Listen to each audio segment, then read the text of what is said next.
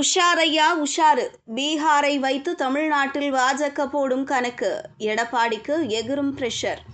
பீகார் அரசியலில் சமீபத்தில் ஏற்பட்டுள்ள மாற்றங்கள் தேசிய அரசியலிலும் பெரும் விவாதத்தை ஏற்படுத்தியுள்ளன. குறிப்பாக மாநில முதல்வராக நீண்டகாலம் பதவி வகித்த நிதிஷ்குமார் தனது பதவியை விட்டு விலகுவதாக அறிவித்தது அரசியல் வட்டாரங்களில் பல்வேறு கேள்விகளை எழுப்பியுள்ளது. மாநிலங்களவை தேர்தலில் போட்டியிடுவதற்காக அவர் முதல்வர் பதவியை துறப்பதாக அறிவித்த நிலையில் இந்த முடிவு பின்னணியில் அரசியல் கணக்குகள் இருக்கலாம் என்ற கருத்தும் அரசியல் பார்வையாளர்களிடையே வலுப்பெற்று வருகிறது. இந்த சூழலில் பீகாரில் உருவாகும் அரசியல் மாற்றங்கள் மற்ற மாநிலங்களிலும் தாக்கத்தை ஏற்படுத்துமா என்ற கேள்வியும் எழுந்துள்ளது. இந்த நிலையில் தமிழகத்திலும் பாஜக இதேபோல் ஒரு திட்டத்தை முன்னெடுக்கலாம் என்பதால் எடப்பாடி பழனிசாமி எச்சரிக்கையாக இருப்பதாக கூறுகின்றனர் அரசியல் பார்வையாளர்கள். பீகார் மாநில அரசியலில் பாரம்பரியமாக இரண்டு முக்கிய பிராந்திய கட்சிகளே பெரும் செல்வாக்கு பெற்றதாக கருதப்படுகின்றன. அவை ராஷ்டிரிய ஜனதா தள் மற்றும் ஐக்கிய ஜனதா தள் ஆகியவை ஆகும். இந்த இரு கட்சிகளும் பல ஆண்டுகளாக அங்கு வலுவான வாக்கு வங்கியை கொண்டுள்ளன. ஆனால் காலப்போக்கில் கூட்டணி அரசியலின் மூலம் பாஜக அந்த மாநிலத்தில் தனது அரசியல் இருப்பை வலுப்படுத்திக் கொண்டது.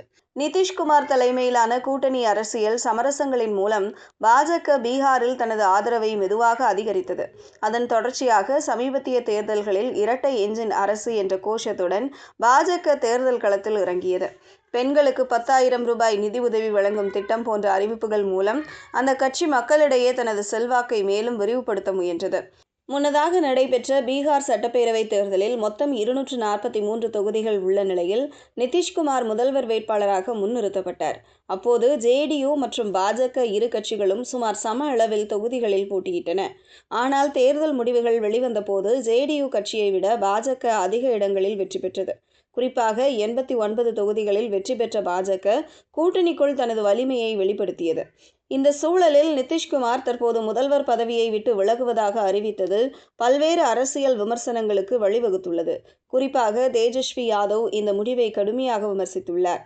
மக்கள் வழங்கிய தீர்ப்பை மதிக்காமல் முதல்வர் பதவியை துறப்பது மக்களிடம் செய்த துரோகம் எனவும், பாஜக சமூக நீதிக்கு எதிராக செயல்படும் கட்சியாக இருந்தும் பீகார் போன்ற சமூக நீதியை மையமாக கொண்ட அரசியல் நிலப்பரப்பில் தனது சித்தாந்தத்தை செயல்படுத்த அடித்தளம் அமைத்து கொடுக்கிறார் நிதிஷ்குமார் என்றும் அவர் குற்றம் சாட்டியுள்ளார்.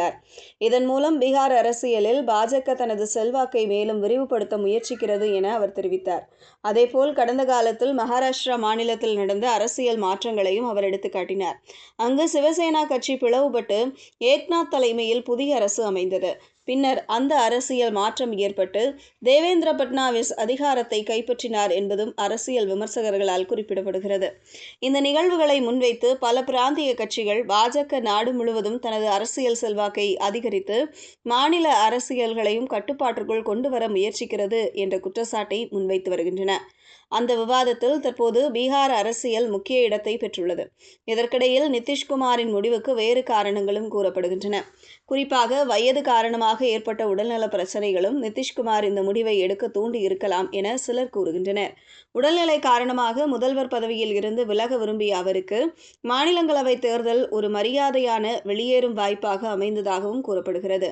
மேலும் மக்கள் விமர்சனத்தை சமாளிக்க தனது மகன் நிஷாந்த் குமாரை துணை முதல்வர் பதவிக்கு முன்னிறுத்தலாம் என்ற தகவல்களும் அரசியல் வட்டாரங்களில் பேசப்படுகிறது.